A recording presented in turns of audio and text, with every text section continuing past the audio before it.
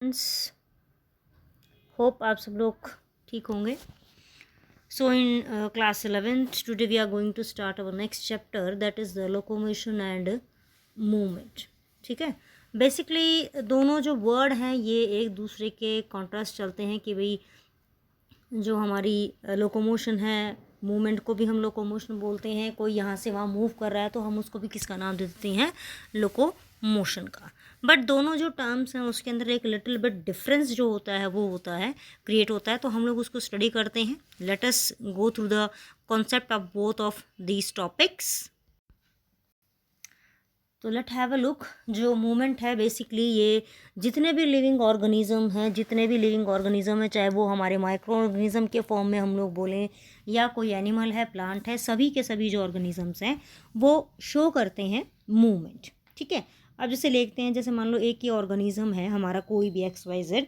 ये ऑर्गेनिज्म जो है यहाँ से लेके यहाँ तक मूव कर रहा है या यहीं पर अपनी शेप को इस तरीके से चेंज कर रहा है. दो अलग अलग कंडीशंस हो रही हैं यहाँ पे. ठीक है.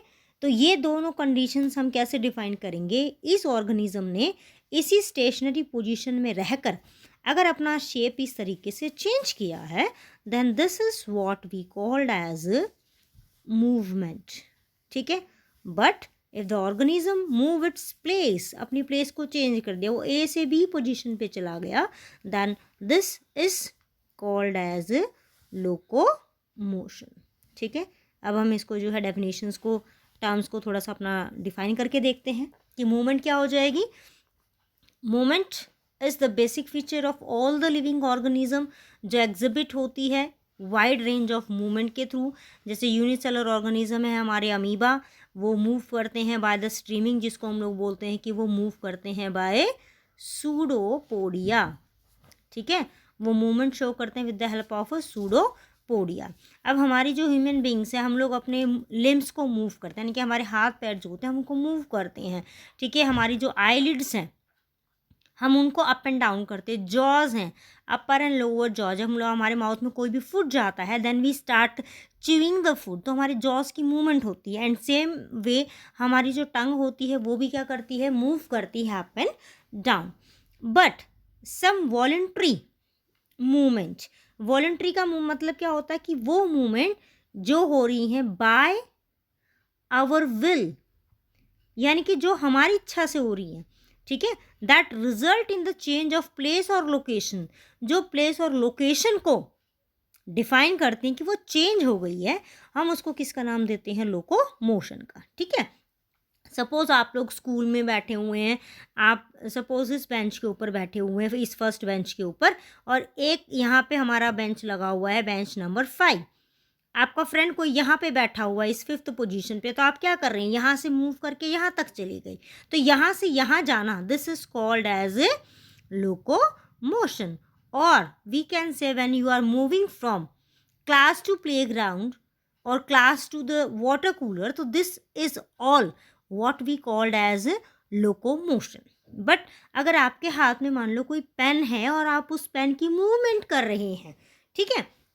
सिंपल, आपके हाथ में कोई पेन है और उस पेन को अगर आप मूव करते हैं, then this is called as movement only. हम इसको लोकोमोशन का नाम नहीं दे सकते क्योंकि इसके अंदर पोजीशन जो है वो वही है. हमारा हैंड जो है, पेन की पोजीशन तो चेंज हो रही है बट हमारा हैंड जो है वो स्टेशनरी रहेगा यहाँ पे. ठीक है. उसके बाद देखते हैं कि लोकोमोशन और मूवमेंट बोथ आर लिंक्ड, दोनों आपस में लिंक होती हैं. लिंक कैसे होती है कि जितनी भी लोकोमोशन है, ठीक है, हमने बोला कि हमारा पेन का यूज़ कर रहे हैं हम लोग राइटिंग के लिए. ठीक है. उसके बाद हम लोग अपने लिम्स का यूज़ कर रहे हैं किसी पर्टिकुलर मूवमेंट को शो करने के लिए, हम वन पोजीशन से दूसरी पोजीशन पे जा रहे हैं. तो जितने भी लोकोमोशंस हैं वो सब हम कहेंगे कि these all are movement, but not all movements are locomotion. कैसे? अब देखिए, जैसे प्लांट है, एक प्लांट है, बहुत हाई विंड अगर ब्लो कर रही है तो उसके जो लीव्स हैं वो अप एंड डाउन जो हैं ब्लो कर रहे हैं, ऊपर नीचे हिल रही हैं. ठीक है. तो they were showing the movement, but this is not a locomotion. ठीक है.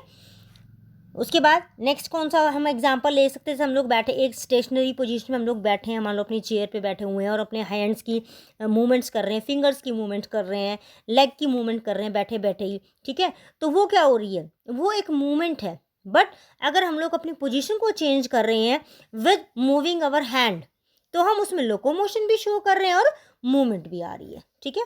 अब ऑन दिस बेसिस हम अलग अलग टाइप्स के मूवमेंट के बारे में स्टडी करते हैं, ठीक है। अब जैसे हम लोगों ने बोला कि भाई अमीबा जो होता है वो मूव करता है with the help of pseudopodia, तो इस टाइप की जो मूवमेंट होती है हम उसको नाम देते हैं अमीबॉइड और सूडोपोडियल मूवमेंट, ठीक है। ये बेसिकली किसके वजह से होती है, बाय द सूडोपोडिया। और दूसरा वर्ड ये होती किस वजह से है, साइटोप्लाज्मिक स्ट्रीमिंग की वजह से, यानी कि अमीबा इस तरीके से है, इसका साइटोप्लाज्म यहाँ पर मूव आउट कर रहा है एक पर्टिकुलर पोजीशन पे, तो सूडोपोडिया की डेवलपमेंट इस साइड में इस तरीके से हो जाएगी, ठीक है। और दूसरा अगर हम बात करें कि हमारी जो बॉडी के सेल्स हैं, like the macrophages cell, leucocyte cell जो कि ब्लड के अंदर प्रेजेंट होती हैं, as well as our microfilament जो हमारे स्केलेटन की फॉर्मेशन करते हैं, वो भी शो करते हैं सूडोपोडियल मूवमेंट्स को। बट इनकी मूवमेंट में कौन हेल्प कराता है, मायोफिलामेंट कौन सा, एक्टिन और मायोसिन। तो हमारी बॉडी के अंदर जो प्रोटीन है जो मूवमेंट के लिए हेल्प करते हैं वो कौन से हो जाएंगे, एक्टिन एंड मायोसिन। उसके बाद नेक्स्ट हमारा आता है सिलरी मूवमेंट। सिलरी मूवमेंट का मतलब क्या हो गया कि एक ऑर्गेनिज्म की बॉडी के चारों तरफ इस तरीके से फिंगर लाइक प्रोजेक्शंस है, these are called as cilia. As you all know, हम लोगों ने स्टडी किया है हमारे टिश्यू वाले कॉन्सेप्ट में कि हमारे बॉडी के कुछ मसल्स ऐसे हैं, कुछ टिश्यूज़ ऐसे हैं जिनके ऊपर इस तरीके से फिंगर लाइक प्रोजेक्शंस प्रेजेंट होते हैं, जिनको हम लोग नाम देते हैं किसका, सीलिया का। और ऐसे मसल्स को हम किसका नाम देते हैं, टिश्यू को क्या नाम देते हैं हम लोग, सीलिएटेड एपिथेलियल टिश्यू, ठीक है। हम उसको किसका नाम देते हैं, सीलिएटेड एपिथेलियल टिश्यू। तो ये सीलिया जो है कुछ पर्टिकुलर पोजीशंस में हमारे प्रेजेंट थे, जैसे हमने पहले स्टडी किया था, जैसे रेस्पिरेटरी ट्रैक का अपर पार्ट जो है वहाँ पे प्रेजेंट है, जहाँ पे इनका मेन फंक्शन क्या होता है, डस्ट पार्टिकल को कैच आउट करना, उनको बॉडी के बाहर थ्रू रिमूव आउट करना। हमारा जो फेलोपियन ट्यूब होता है फीमेल्स का, उसके अंदर प्रेजेंट है। मेल के वासा एफ्रेंशिया में प्रेजेंट होते हैं, जिसकी वजह से वो स्पर्म्स को जो है ट्रांसपोर्ट कर सकते हैं from one position to the another one position, ठीक है। नेक्स्ट आता है muscular movement. What do you mean by muscular movement, muscular movement जिसके अंदर मसल की मूवमेंट हो रही है, ठीक है। तो मस्कुलर मूवमेंट ये बेसिकली हम किसके अंदर ऑब्जर्व करेंगे, this is observe in animals only, ठीक है। यानी कि एनिमल्स की कैटेगरी में ही ऑब्जर्व होगी, क्योंकि उनके अंदर उनके पास लिम्स हैं, यानी कि उनके हैंड और लेग्स हैं, जॉज हैं, टंग्स हैं एंड अदर पार्ट जो उनकी बॉडी के अंदर प्रेजेंट होती हैं। लास्ट वन इसके अंदर आता है हमारा फ्लैजिलर मूवमेंट। फ्लैजिलर मूवमेंट जो फ्लैजिला के लिए है, ठीक है। तो फ्लैजिला जो है ह्यूमन बीइंग की बॉडी के अंदर it is only present in the sperm, जो स्पर्म होता है मेल का, उसका ये अपर मोस्ट पोर्शन होता है हमारा, लोअर मोस्ट पोर्शन को हम लोग नाम देते हैं किसका, टेल का। With the help of this movement the sperm enter into the egg for the fertilisation process, ठीक है। उसके बाद नेक्स्ट हम लोग स्टडी करते हैं अबाउट द मसल, कि हमारी बॉडी के अंदर कैसी कैसी मसल हैं, ठीक है। तो सबसे पहले मैं आपको पिक्स शो करती हूँ मसल्स के। ये देखिए हमारी बॉडी के इस तरीके से मसल्स प्रेजेंट हैं। सबसे फर्स्ट वन हमारा आता है कौन सा, स्केलेटल मसल, ठीक है। अब आप लोग एक चीज़ ध्यान से देख रहे होंगे इसके अंदर कि स्केलेटन जो मसल है इसके अंदर आपको नज़र आ रहा है कि इस तरीके से ये लाइनिंग्स जो हैं, बेसिकली ये देखिए यहाँ पे ये लाइनिंग्स आपको नज़र आ रही हैं इधर, this linings are called as striations. हम इनको स्ट्रेशन का नाम देते हैं, या हम इनको किसका नाम दे देते हैं, स्ट्रिप्ड का, कि स्ट्रिप्स जो हैं वो बनी हुई है, ठीक है। ये जो स्ट्रिप्स बनी होती हैं इनकी वजह से ही हम इनको स्ट्रेटेड मसल का नाम देते हैं। और हम आगे स्टडी करेंगे स्केलेटन मसल का डीप स्ट्रक्चर, जिसमें आप लोग स्टडी करेंगे कि ये जो लाइनिंग्स जो होती हैं इनको हम लोग अलग अलग बैंड्स का नाम देते हैं, क्योंकि यहाँ पर जो हमारी प्रोटीन है एक्टिन और मायोसिन, वो प्रेजेंट होती हैं, जिसकी वजह से लाइनिंग्स बनती हैं, ठीक है, जिनको हम लोग ए लाइन आई लाइन का नाम यहाँ पे देंगे, इसके आगे हम लोग स्टडी करेंगे इस चीज़ को। नेक्स्ट देखिए कि जो स्ट्रेटेड मसल है उसके अंदर और क्या यूनिक इसके अंदर पार्ट होता है कि ये जो है मल्टी न्यूक्लिएटेड भी होती हैं, ठीक है, these are also multi nucleated, इनके अंदर न्यूक्लियस प्रेजेंट है कई सारे। और उसके बाद अगर हम लोग इसके और कैरेक्टरिस्टिक्स को अगर हम लोग स्टडी करें कि भी और कौन कौन से कैरेक्टरिस्टिक्स जो होते हैं वो प्रेजेंट होते हैं हमारे स्केलेटन मसल में, तो फर्स्ट तो मेन हम लोगों ने स्टडी कौन सा कर लिया कि दे हैव द स्ट्रेशन, ठीक है, कि उनके अंदर क्या प्रेजेंट होती है, स्ट्रेशन प्रेजेंट होती है।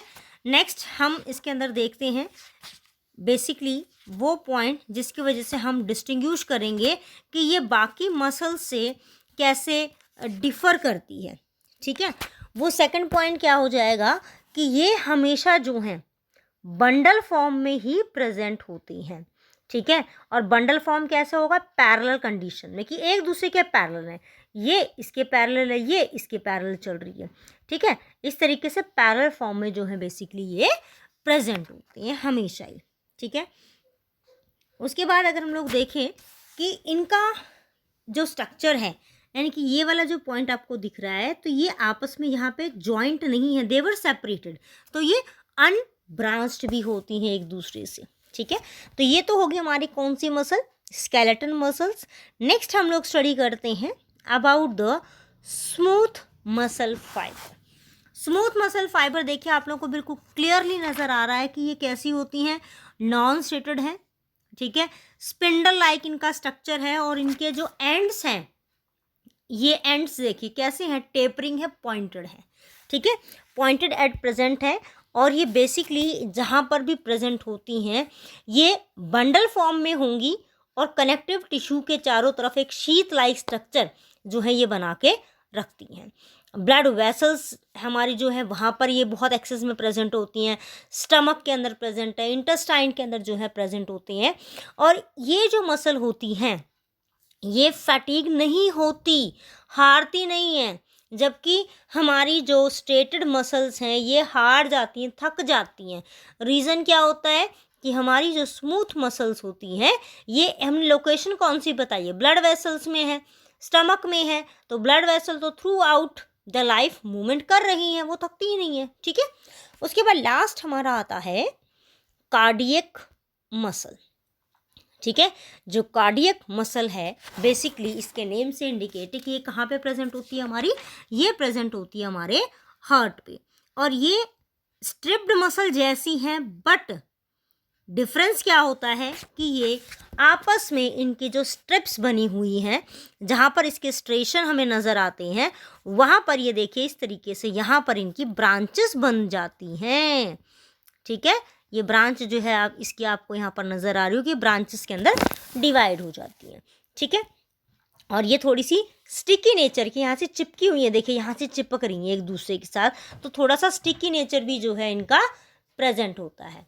उसके बाद अगर हम लोग बात करें कि इनकी मेन लोकेशन, तो मेन लोकेशन कहाँ पे होगी, इनकी हार्ट पे होगी। और बॉडी की जो लार्ज हमारी वेन्स हैं, जैसे पल्मोनरी वेन है, सुपीरियर वेना केवा होती है जो हमारे बॉडी से ब्लड को रिसीव करती है, उन सब के पास इसकी लोकेशन होती है।